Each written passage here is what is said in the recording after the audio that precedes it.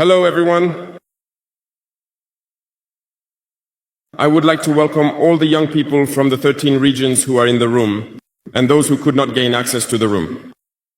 To all the young people coming from Africa, to support the youth of Burkina Faso, welcome to the land of upright people.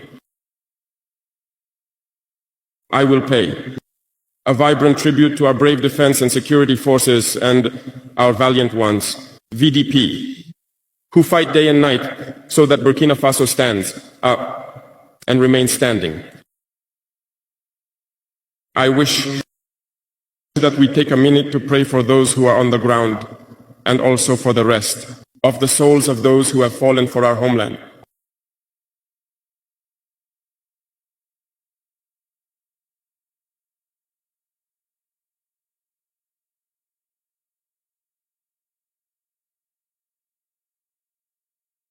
Thank you.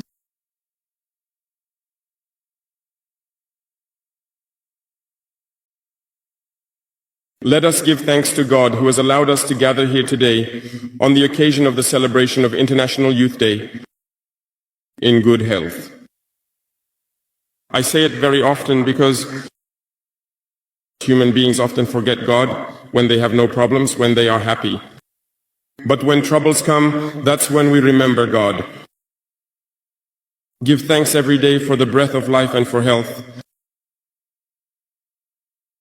Youth, energetic youth of Burkina, youth of Africa.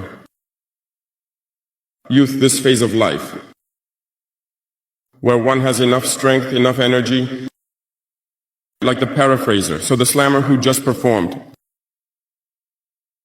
Youth, it's the time when we don't have enough time. We must make the most of the time given to us. Use the necessary energy to achieve our goals, to change the world, change our world, change the world of others positively.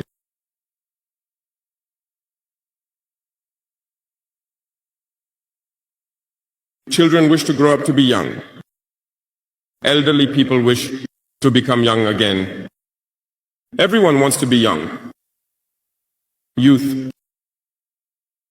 is a blessing. So make the most of youth to do something useful. That's why when I see in the chosen theme, the first two words catch our attention. Integration. Security. Africa faces many challenges. And we must ask ourselves questions. Is youth an asset or a handicap for the development of nations? The answer is simple and unequivocal, and you know it. Developed countries mostly have an aging population, and currently many countries have launched programs to rejuvenate their population. Africa has the advantage of having a very young population. But why is Africa not developed? We must therefore look into the matter. To understand why Africa has a young population and is not developed, while the countries that call themselves developed are seeking to rejuvenate their population. We must therefore succeed in transforming our youth into a true asset and a driver of development for our continent. And to do so, we need integration. We need security, development. We need to unite. Certainly, you will hear about the African Union. Yes, it exists. But what is the effect of the African Union in reality?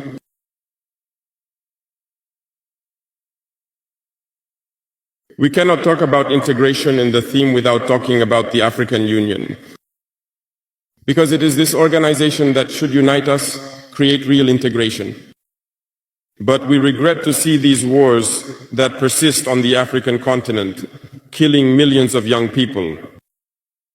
And that this organization, which has heads of state, for life in its army, cannot organize itself to support certain countries. Unity is not just a word. Unity is a symbol. And we, the youth, should learn a lesson from this situation to unite, to make integration a reality. I was unpleasantly surprised when Ethiopia, which hosts the headquarters of the African Union, was experiencing a conflict. And when I saw the Prime Minister don military fatigues and announce the closure of the university in Addis Ababa to face the threat, I did not see any action from the African Union to protect this headquarters. Most Western states, seeing Addis Ababa on the brink of falling, packed up and left. Ethiopia fought, found an internal solution, and is living more or less in peace today. Children in the Congo have been dying for years. Several other conflicts, such as in Sudan, exist on the continent. We would have liked to see the African Union generate the forces and all the necessary strategies to support these states so they can regain peace. We won't even start talking about us here in the Sahel. For nearly 10 years, the Sahel has been the stage for international terrorism. But we see no support from these organizations to find a solution to this problem.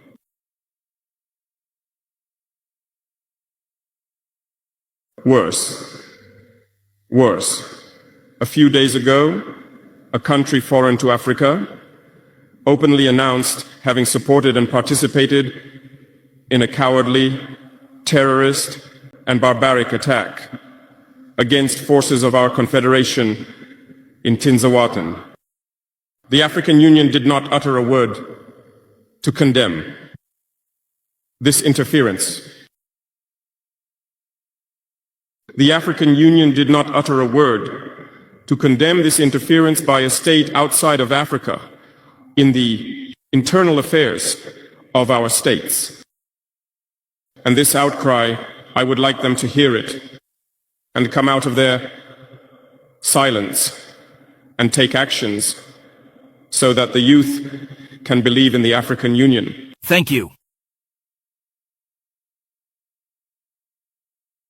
We need to unite. We need to unite, and the only way to unite is to talk to each other, to understand each other, and to be able to establish the foundations of this unity. And young people, let me tell you that to unite, there are three words, three major vices that must be banished from our behavior and our lives. I'm talking about cowardice, betrayal, and incompetence. We must banish these three words from our way of life. I will explain to you why.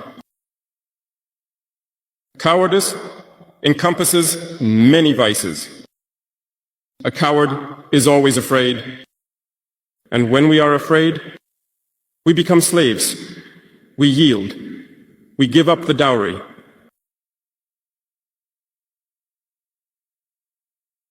Our ancestors were not cowards.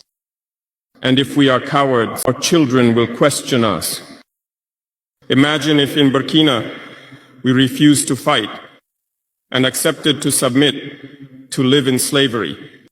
Tomorrow our children will grow up. They will ask questions.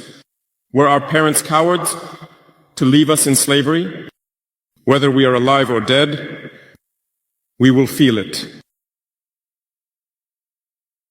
The coward is afraid, and the imperialists have understood this.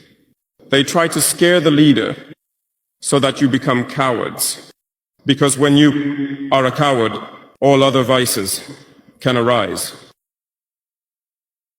They do everything to make us afraid. They come into our palaces. They threaten us directly or with veiled threats. Of course, we respond as we should. They try to make us understand. They always take examples. They will tell us, Thomas Sankara tried to do it like that, but where is he? He is dead. The Haitian president, he tried to do it like that. Where is he? He is dead. Gaddafi tried like that. Where is he? He is dead. These are the kind of veiled statements they make to scare us. And then we also often see some young people trying to follow in their footsteps in a different way. We can hear them say, such a person ruled like this, he is at the ICC. Such a person ruled like this, he is in prison. All this to try to scare us, to make us cowards. But I think they haven't understood something. When we say the homeland or death, we shall overcome, it's not just a phrase. It's not just a phrase. It has its full meaning. We are not afraid and we will never be afraid. We will continue on our path.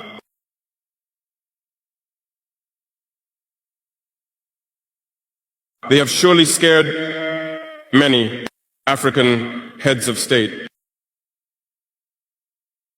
You see, often when we speak or when we have the opportunity to be in certain situations abroad, we often make statements to call on African heads of state to wake up, take care of our youth, to be able to initiate our real development.